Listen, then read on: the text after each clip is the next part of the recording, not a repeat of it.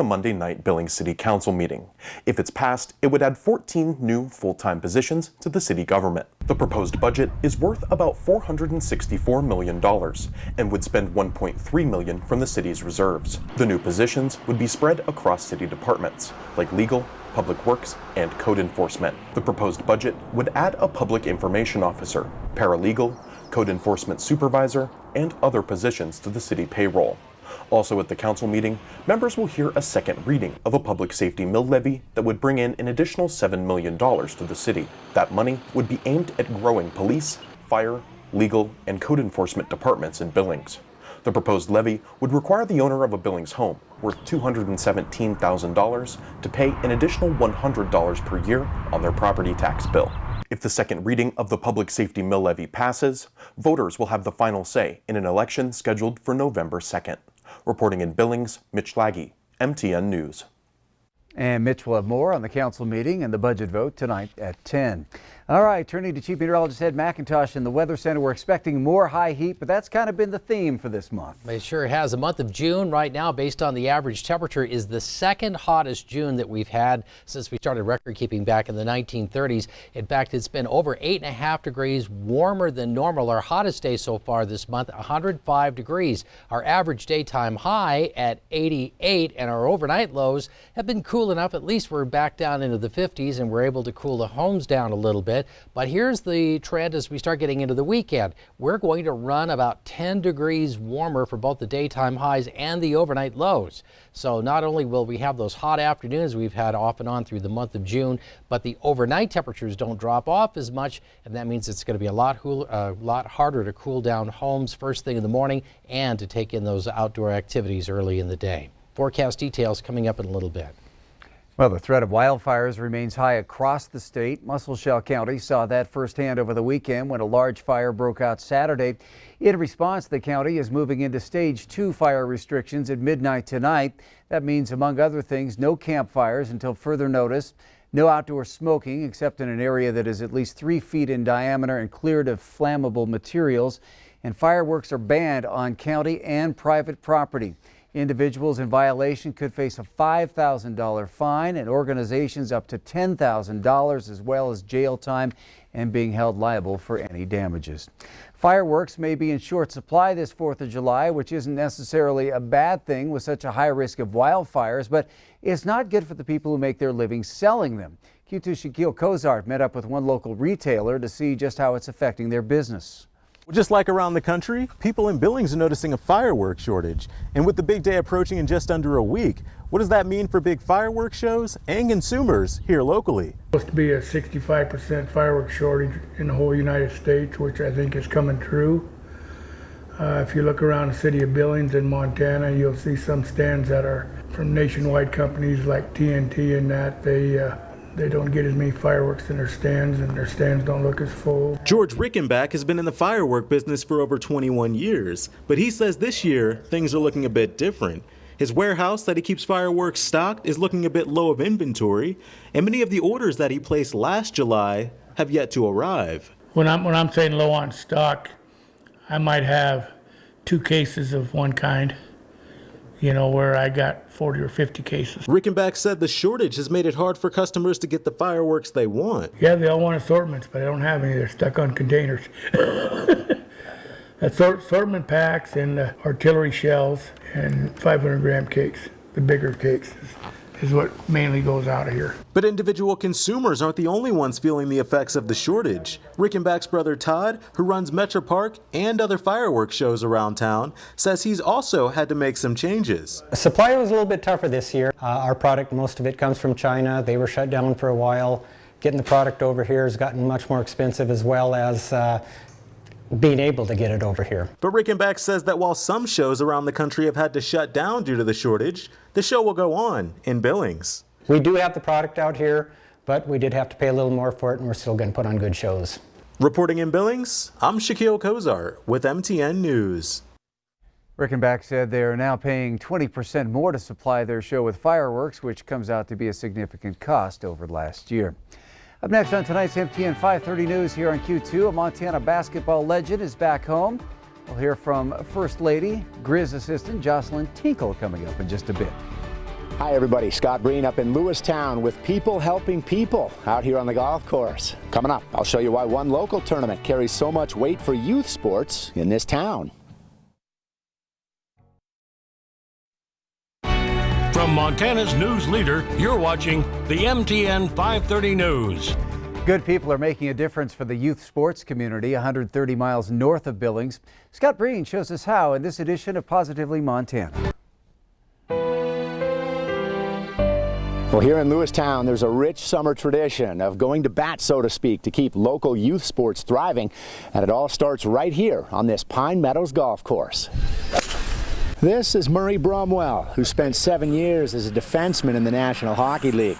He and former NHL buddy Greg Smith are sort of a 2-for-1 deal every summer, volunteering to play in the Lewistown Charity Golf Classic. You know, the first couple of years he asked me and I said, oh, I got stuff going on. Then I got up here and I go, I can't believe you didn't ask me sooner. Ron Heller played 12 years in the NFL, offensive line.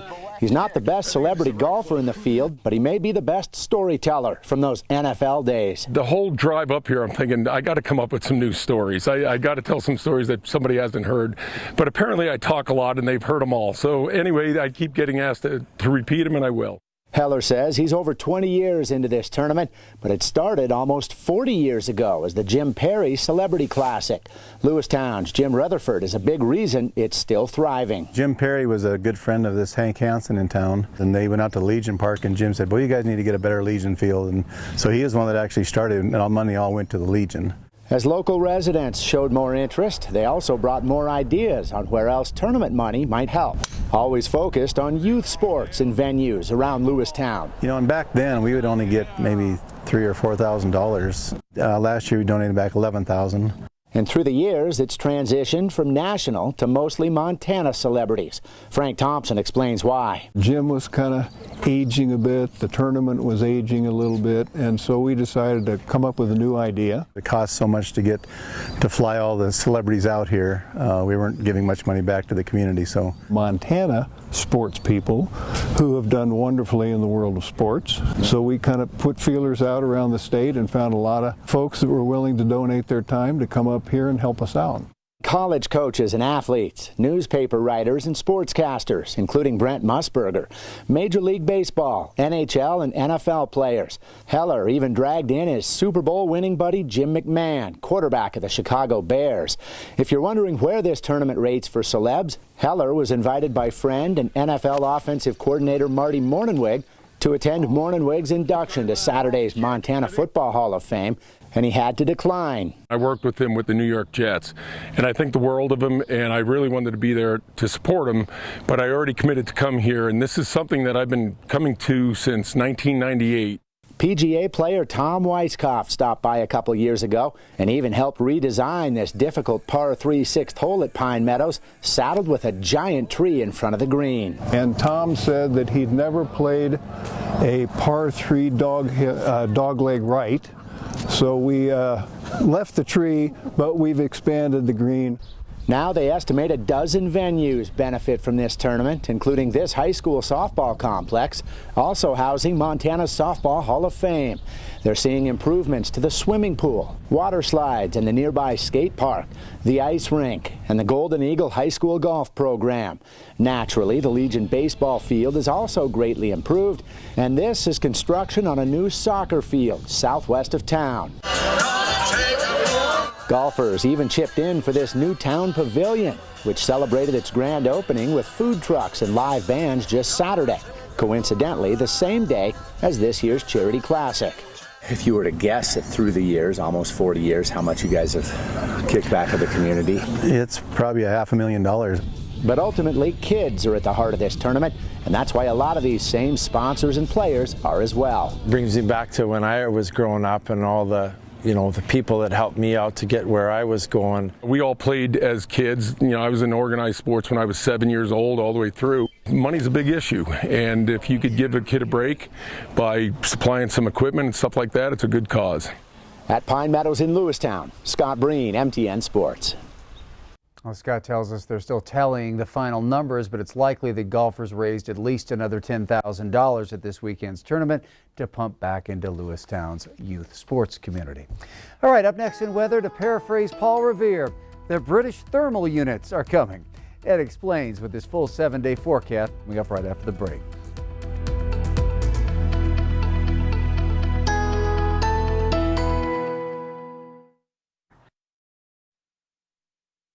Storm Tracker weather starts now with meteorologist Ed McIntosh. Welcome back as we take a look this afternoon at 86 for a daytime high, just a little above the average. It was actually pretty comfortable. The overnight temperature also running 4 degrees above the seasonal average, with sunset at 9:08 right now. It's been holding there for a while. Still painfully low as far as precipitation, but the wind gusts from yesterday weren't there, so things started to shape up for us a little bit. Currently sitting at 85 at the airport, a little bit of an east breeze, which usually pulls in a little bit of moisture. But we're only at 18% relative humidity at the Billings Airport. Temperatures around us are into the 80s and 90s, 79 up in Williston and for Cody. You're sitting at 79, 82 in both Miles City and Sheridan this time around. At Livingston, you're saying 85 degrees, but 97 over in Missoula. So the heat's starting to build in from the west, and that's going to be what we're going to be talking about along the next few days. I mentioned the humidity being low in Billings, but we're only talking 20s and 30s all across the eastern plains. So it's relatively dry close to the surface. There is just a little bit of moisture in the middle levels of the atmosphere. We are looking at heat advisories going into effect for tomorrow for western and north central Montana. Now, we may see more of these over the course of the next few days spread across the eastern plains. That's basically a heads up that it's going to get hot enough that it could start affecting your health with heat-related illnesses. So just take a lot of care, stay hydrated. Here's the setup for us. This is a classic, what's called a Rex block system. We've got a big high pressure area here. This is what's bringing all the heat into the picture, but this area of cool air and this area of cool air boxing this in, so it's got nowhere to go, and it just builds in that heat and continues to build in this heat dome across the Pacific Northwest. Well, the radar is fairly quiet here this afternoon. Check out the temperatures. 115 being reported in Portland. Yesterday they broke their all-time high. That again will break an all-time high. Salem, Oregon, just heard 117 there. How about 104 in Seattle today? Brutally hot. Consider where the humidity is going to be with those temperatures in the 1-teens. How about it's 108 in Phoenix this afternoon and only 104 in Las Vegas? Relatively cool there. So for us, we'll build in some of that heat over the course of the next few days. We won't see that much for triple digits. There's going to be some tomorrow, even around Missoula. We could easily break 100 degrees, but we'll start to see more and more 90-degree afternoons. And more importantly, as I mentioned at the top of the newscast, we'll start to see those overnight temperatures warm up. So it's going to be that much harder for us to be able to cool things down in the evening and overnight hours. As this ridge continues to build in, we're going to tap into a little bit of moisture pulling through the region, and that means a few mountain showers, isolated thunderstorms. It looks like it's going to be pretty hard to get anything into the lower elevations. Maybe by Friday, Saturday, an isolated storm. We'll put a 20% chance of a shower or thunderstorm across the area. Could briefly cool things down. Now, the overnight temperatures tonight don't look half bad. We'll be mainly into the 50s first thing tomorrow. We'll see some clearing here through the afternoon, evening hours, overnight, and then tomorrow we start to build up those temperatures from the 80s today across much of the area into the 90s, at least mid to lower 90s by tomorrow afternoon. That heat advisory starts to kick in around Great Falls up along the High Line.